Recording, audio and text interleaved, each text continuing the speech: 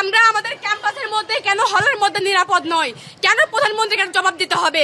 কারণ আমাদের শিক্ষার্থীদের উপর কেন ভাড়াটিয়া গুন্ডা নিয়ে এসে হামলা করা হলো?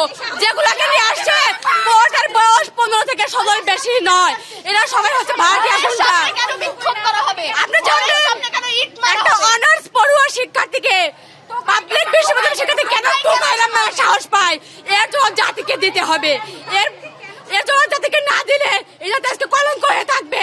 আজকে রোকে হল থেকে আমরা বের হতে পারতেছি না, আমাদের ইট পাটকেল মারতেছে। কিসের জন্য আপনি দেখবেন করে যাচ্ছে। হলের সামনে নিরাপদ নই, আমরা আমাদের হলের সামনে নিরাপদ নই।